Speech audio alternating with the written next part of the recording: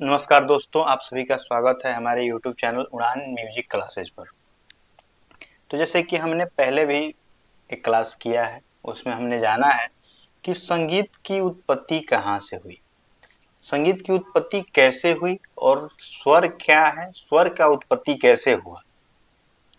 तो आगे हम सीखेंगे कि कर्नाटकी संगीत का उद्गम कैसे हुआ, फिर आएंगे हिंदुस्तानी संगीत का उद्गम कैसे हुआ।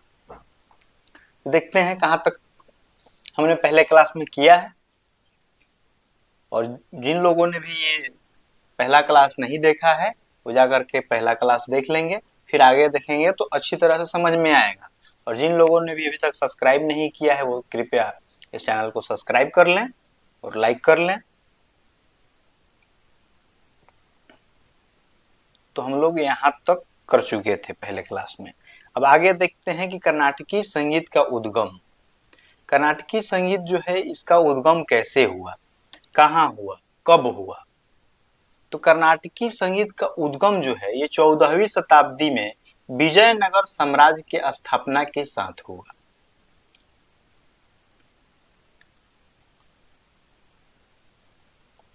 और आचार्य विद्यारण्य एक पुस्तक लिखते हैं जिसका नाम है संगीत सार, जिसमें इन्होंने मेल निरूपण, मेल का जो है निरूपण करते हैं।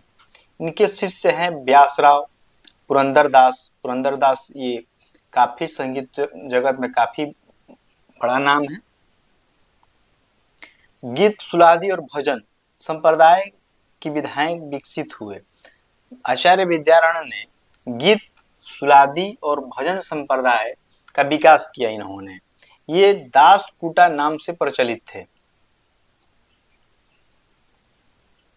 अब हम जानते हैं कि कर्नाटकी संगीत की जो पुस्तक हैं और उनके जो रचनाकार हैं, ये कुछ महत्वपूर्ण पुस्तक है जो कि आपको एग्जाम में पूछ देता है कि तलपाक जो पुस्तक है उसके रचनाकार कौन है।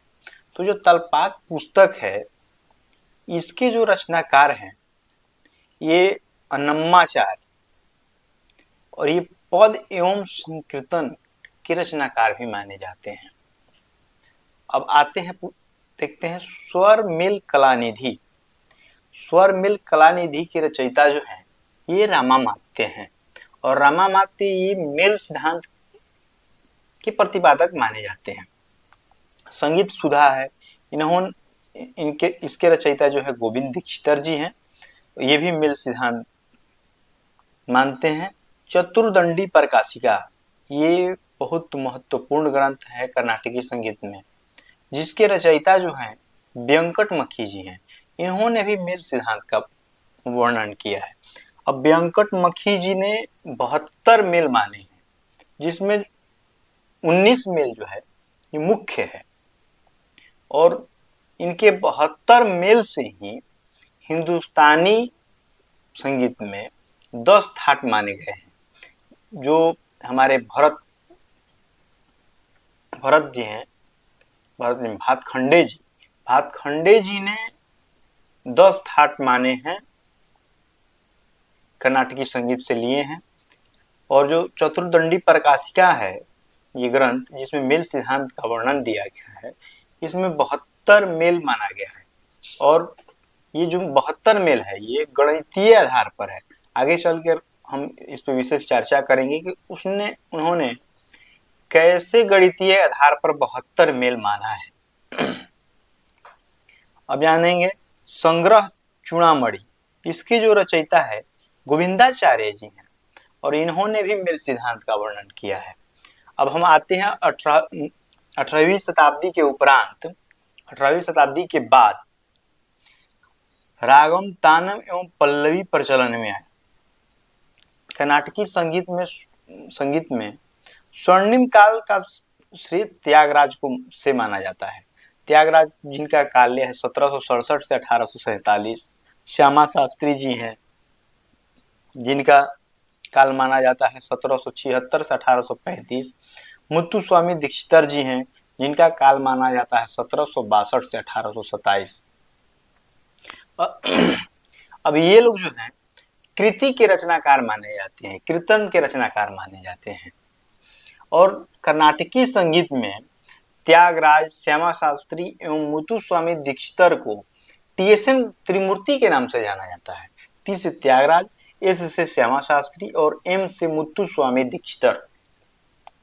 तो इनको TSM के नाम से जाना जाता है या इनको त्रिमूर्ति के नाम से भी जाना जाता है कर्नाटकी संगीत में। अब हम जानेंगे कि महाराजा स्वाति तिरुनल, जो कि 1813 से 1847 इनका कार्यकाल माना जाता है। गोपाल कृष्ण भारती ने पदम, वर्णम एवं जावली जैसे सांगीतिक विद्याओं का प्रचलन किया। मध्यकाल में संगीत का उद्भव कैसे हुआ, संगीत का विकास कैसे हुआ? तो मध्यकाल में संगीत का विकास जो हुआ, ये जो कव्वाली सुनते हैं हम लोग, इसके जो विकसित करने वाले हैं ये अमीर खुसरो जी हैं, या हम ऐसा कह सकते हैं कि कव्वाली के जो आविष्कारक हैं ये अमीर खुसरो हैं। अमीर खुसरो ने बहुत सारे राग, बहुत सारे वाद्य का विकास किया है, बहुत सारे संगीत क्षेत्र में इन्होंने अपना योगदान दिया है। इन्होंने माना है कि शायद तबला के भी आविष्कारक अमीर खुसरो को माना जाता है। इसमें मतभेद है, कुछ लोग खुसरो खां को मानते हैं, कुछ लोग जो है अमीर खुसरो को मानते हैं, लेकिन अधिकतर अमीर खुसरो का ही नाम आता है। अब जो ख्याल है, ख्याल में सुल्तान हुसैन सर्की का नाम आता है। ख्याल के आविष्कारक जो हैं ये सुल्तान हुसैन सर्की हैं, और ध्रुपद के जो आविष्कारक हैं ये मान सिंह तोमर हैं। ठुमरी के जो आविष्कारक हैं ये वाजिद अली शाह हैं। ख्याल के बारे में हम थोड़ा जानेंगे। ख्याल के आविष्कारक सुल्तान हुसैन सर्की जरूर हैं, लेकिन इसके प्रचार और प्रसार का बात आएगा कि किसने जो है ख्याल का प्रचार और प्रसार किया है। तो ख्याल का प्रचार और प्रसार सदारंग और अदारंग, ये दो भाई हैं, या कुछ लोग चाचा भतीजा मानते हैं, ऐसा अलग अलग मतभेद है इसमें, लेकिन ख्याल के प्रचारक और जो प्रसारक हैं ये सदारंग और अदारंग जी हैं। अब संगीत की श्रृंखलाओं का अध्ययन एवं शुद्ध कार्य की दृष्टि से 3 स्थूल भागों में विभाजित किया गया। जैसे कि हम आपको पहले क्लास में बताए हैं कि संगीत जो है जिस पर हम लोग चर्चा करते हैं, इसका अध्ययन करने के लिए हमने 3 भागों में संगीत के काल को हमने बांटा है। प्राचीन काल या वैदिक काल, वैदिक काल से लेकर विभिन्न खंड होते हुए और 13वीं शताब्दी तक जो है इसको प्राचीन काल के नाम से जानते हैं या वैदिक काल के नाम से जानते हैं। जो मध्य काल हो गया ये 14वीं शताब्दी से लेकर 18वीं शताब्दी तक को मध्य काल के नाम से जानते हैं, और जो आधुनिक काल हो गया ये 19वीं शताब्दी से लेकर और वर्तमान समय तक का जो समय है इसको हम लोग आधुनिक काल के नाम से जानते हैं। अब हम आते हैं वन लाइनर क्वेश्चन पर। वन लाइनर क्वेश्चन में हम लोग देखेंगे, जैसा कि हम आप लोग को पहले जो क्लास हुआ है उसमें आपको बताए हैं कि सनातन धर्म से संगीत का उत्पत्ति कैसे हुआ, पशु पक्षियों से संगीत का उत्पत्ति कैसे हुआ, किसने माना। पहले क्लास में आप जाएंगे तो आपको टॉपिक वाइज टॉपिक हम आपको करा चुके हैं, और जिन्होंने भी पहला क्लास नहीं किया है वो जा करके पहला क्लास देख लेंगे हमारे चैनल पर। और हम आते हैं तो ये पहला क्वेश्चन है कि सनातन धर्म के अनुसार संगीत की उत्पत्ति किससे मानी गई है।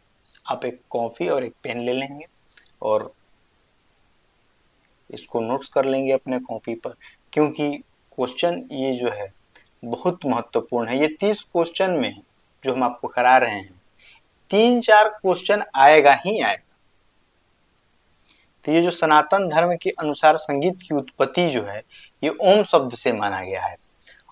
अ, उ और म, ये 3 जो अक्षर है इसको मिलाकर के ओम शब्द बना है। अ का मतलब होता है ब्रह्मा, उ का मतलब होता है विष्णु, और म का अर्थ होता है महेश। यानी कि हम कह सकते हैं कि ब्रह्मा, विष्णु और महेश तीनों के संयोग से संगीत की उत्पत्ति हुई है। अब जो है नारदीय शिक्षा ग्रंथ है, इसके रचयिता कौन है? तो नारदीय शिक्षा ग्रंथ के रचयिता जो हैं ये नारद मुनि हैं।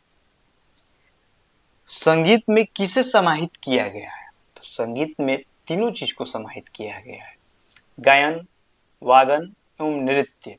ये तीनों के समावेश को हम संगीत कहते हैं। संगीत केवल बोल देने से, ये ऐसा नहीं है कि संगीत बोल दिया गया तो केवल गायन हो गया। हम आपको पहले भी क्लास में बताए हैं कि संगीत बोल देने से केवल गायन नहीं हो गया, संगीत बोल देने से केवल वादन नहीं हो गया, या संगीत बोल देने से केवल नृत्य नहीं हो गया। संगीत जो है तीनों शब्द का महत्व रखता है, यानी कि गायन, वादन और नृत्य तीनों के समावेश को हम संगीत कहते हैं। अब हम आएंगे, पशु एवं पक्षियों की ध्वनि से स्वरों की उत्पत्ति किसने मानी है? तो पशु और पक्षियों की स्वरों से उत्पत्ति जो मानी है, आवाज से उत्पत्ति मानी है, ये जो है नारदीय शिक्षा में नारद मुनि ने माना है। प्राचीन शास्त्रों में संगीत को किस उपाधि से संबोधित किया गया है?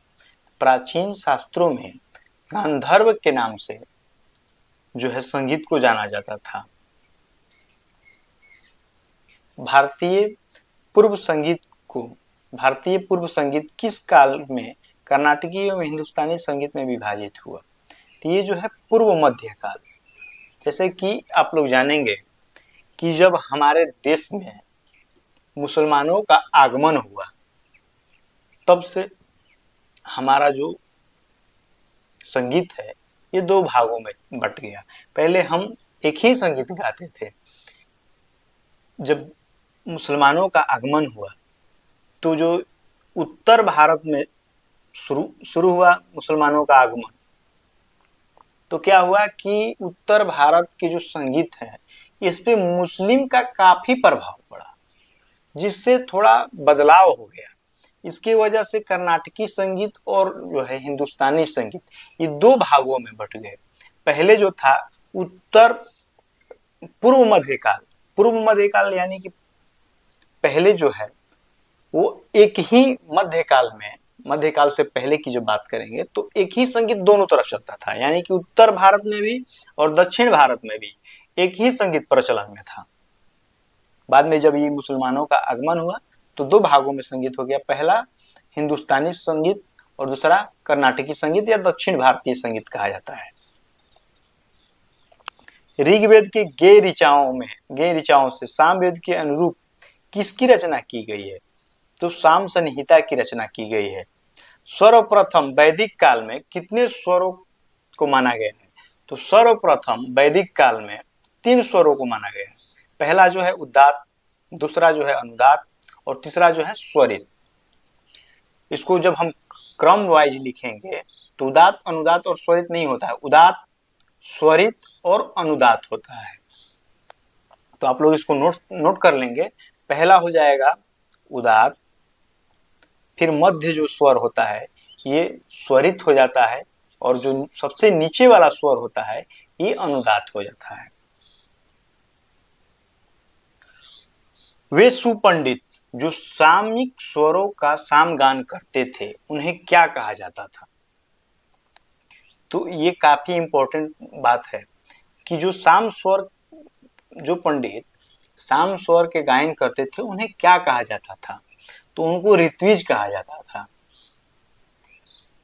और ऋत्विज जो है ये 3 प्रकार के होते थे, प्रस्तोता, उद्गता और प्रतिहर्ता। देखिए आगे वाला जो क्वेश्चन भी है यही है कि प्रमुख ऋत्विज की संख्या कितनी होती थी? तो प्रमुख ऋत्विज की संख्या जो होती थी ये 3 होती थी। पहला प्रस्तोता, दूसरा उद्गता और तीसरा जो होता था प्रतिहर्ता।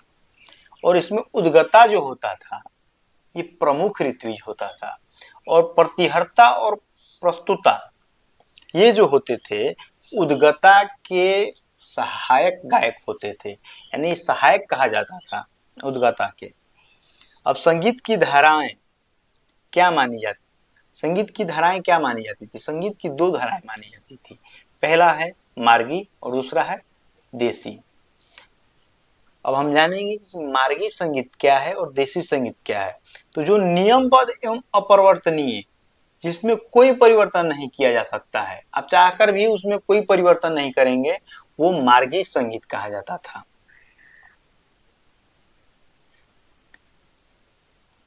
और नियम आधारित, स्थिर या परिवर्तनीय, मतलब जिसके नियम में थोड़ा सा जन रुचि के अनुसार, लोक रुचि के अनुसार, देश के अनुसार, लोक के अनुसार, जनता के अनुसार, जिसमें थोड़ा बहुत गायक परिवर्तन कर लेते थे, उसको देसी संगीत कहा गया। नाट्य शास्त्र की रचना कब मानी जाती है? तो नाट्य शास्त्र की रचना दूसरी ईसा पूर्व से 5वीं ईसा पूर्व मानी जाती है। समुद्रगुप्त कौन सा वाद्य यंत्र बजाते थे? समुद्रगुप्त जो है ये वीणा बजाते थे। बृहद्देशी पुस्तक का रचना काल क्या है? तो बृहद्देशी जो पुस्तक है इसका रचना काल 6वीं शताब्दी है। और इसके खंड के बारे में जो है काफी लोगों ने अलग अलग अपना मत दिया है, लेकिन ये जो है इसके अध्याय हम लोग 8 मानते हैं, लेकिन ये कहीं पे भी मिलता नहीं है।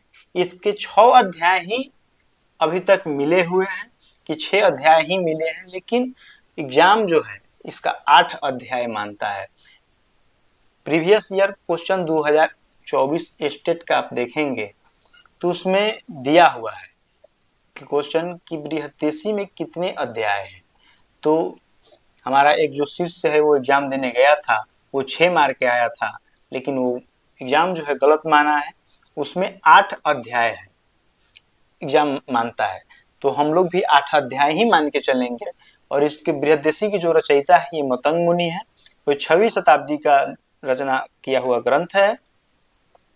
जाति गायन का प्रबंध गायन के रूप में विस्तार किस ग्रंथ में मिलता है? तो संगीत रत्नाकर जो है ये 13वीं शताब्दी में रचित ग्रंथ है, जो सारंग देव द्वारा रचा हुआ ग्रंथ है। या ईस्वी दे देगा तो 1210 से 1217 शायद माना जाता है, लेकिन शताब्दी ही अधिक देता है, तो ये 13वीं शताब्दी आप लोग याद करेंगे।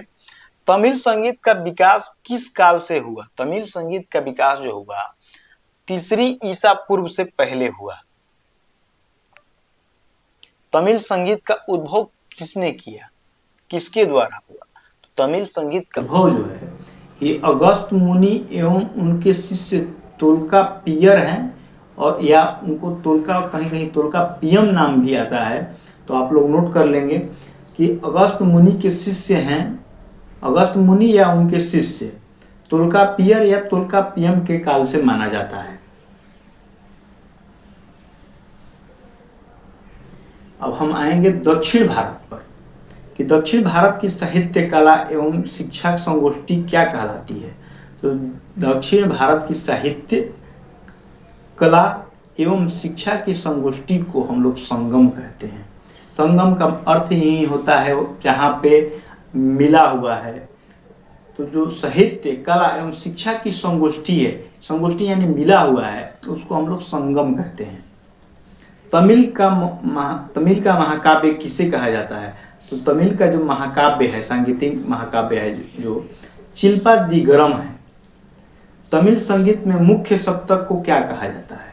तो जैसे कि हमने पहले वाले क्लास में किया है कि तमिल संगीत को पण के नाम से जानते हैं। तमिल संगीत में जो सप्तक है उसको पण के नाम से जानते हैं। स्वरों के गौड़ समूह को क्या कहा जाता है? स्वरों के जो गौड़ समूह हैं उनको तीरम कहा जाता है। पर्वतीय क्षेत्र के सप्तक को क्या कहते हैं? जो पर्वतीय क्षेत्र के सप्तक हैं उसको हम लोग मुल्लई पण कहते हैं। समुद्री क्षेत्र के सप्तक को क्या कहा जाता है? तो समुद्री क्षेत्र के सप्तक को हम लोग नैथल पण कहते हैं। वन क्षेत्र के सप्तक को क्या कहेंगे? तो वन क्षेत्र के सप्तक को हम लोग कुरुंजी पण कहेंगे। कुछ लोग कहते हैं सर ये याद कैसे होगा? तो इसका याद करने के लिए कोई भी ट्रिक नहीं है। ओनली फॉर ओनली इसका नोट्स बनाइए, 2-3 बार लिखिए और 2-3 बार पढ़िए, अपने आप याद हो जाएगा। हरे भरे क्षेत्र के सप्तक का नाम क्या है? तो इसको मर्दमपण कहेंगे। रेगिस्तान क्षेत्र के सप्तक का नाम क्या है? तो ये पलायीपन है। अब आ जाएंगे उलट क्या है? तमिल संगीत का ये स्वर है, उलई है। ये इसमें थोड़ा सा मिस्टेक हो गया है। तमिल संगीत में 7 स्वर हैं, जो कि आप पहले वाले क्लास में जाएंगे तो आप लोग देखेंगे। उलई जो है तमिल संगीत का स्वर है। तमिल संगीत में स्वरों की ऊंचाई और निचाई को क्या कहते हैं? तमिल संगीत में जो है ऊंचाई और निचाई को हम केल्यू के नाम से जानते हैं। बाद में हम आगे चलकर हिंदुस्तानी संगीत में भी ऊंचाई, निचाई, बड़ा, छोटा और गुण, इसके बारे में जानेंगे। नाद के जो है 3 लक्षण माना गया है। तो नाद के 3 लक्षण में पहला जो है नाद की ऊंचाई और निचाई है, नाद का छोटा और बड़ापन है, और नाद का जाति या गुण है। तो ये नाद के जो है, इसके बारे में हम हिंदुस्तानी संगीत के बारे में जब चर्चा करेंगे तो उसमें हम आपको बताएंगे नाद के बारे में, स्वर के बारे में, राग के बारे में। अभी फिलहाल अभी तो स्टार्ट ही हो रहा है क्लास। आपको हर एक टॉपिक कराया जाएगा और हम एक सेशन लेकर आएंगे जिसमें कि हम आपको बताएंगे कि क्या क्या परीक्षा के व्यू से पढ़ना है, क्या क्या नहीं पढ़ना है। अरे ये तो संगीत जो है महासागर है, इसमें क्या पढ़ना है, क्या छोड़ना है, एग्जाम के व्यू से हम आपको बताएंगे। तमिल संगीत की स्वरों की ऊंचाई निचाई को क्या कहते हैं? ये तो क्वेश्चन हो गया। केल्यू कहते हैं। तमिल संगीत में श्रुति को क्या कहा जाता था? तो तमिल संगीत में श्रुति को अलकू कहा जाता था। तमिल संगीत में ताल को क्या कहा जाता था? तमिल संगीत में जो ताल को मीर या पानी कहा जाता था। तो आज का क्वेश्चन हम लोग यहीं रखेंगे, देख लेते हैं और नीचे है कि नहीं है। यानी कि पहला जो सेशन है संगीत की उत्पत्ति, यहीं पे समाप्त होती है। फिर हम एक अगला सेशन लेकर आएंगे जिसमें हम आपको बताएंगे कि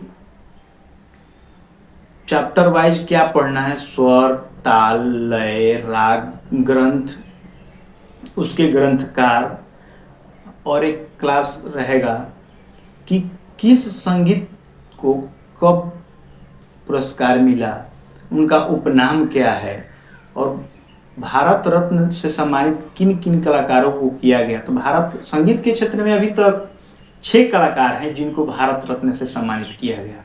सबसे पहला जो है भारत रत्न, ये एम.एस. सुब्बालक्ष्मी हो गए, फिर जो हो गए पंडित रविशंकर हो गए, फिर इसके बाद लता मंगेशकर जी हो गई, फिर बिस्मिल्लाह खां जी हो गए, फिर भीमसेन जोशी जी हो गए, फिर एक नाम आता है भूपेन हजारिका का। भूपेन हजारिका को फिलहाल ही मिला है। तो ये जो 6 कलाकार हैं, ये लोग को भारत रत्न मिला है। तो हम आगे ऐसे ही चर्चा करेंगे, बहुत सारे संगीत के बारे में चर्चा करेंगे। फिलहाल ये क्लास यहीं पे रखते हैं। राधे राधे, जय श्री कृष्णा। आप हमारे चैनल को सब्सक्राइब करना ना भूलें और लाइक जरूर करें, हो सके तो शेयर भी करें।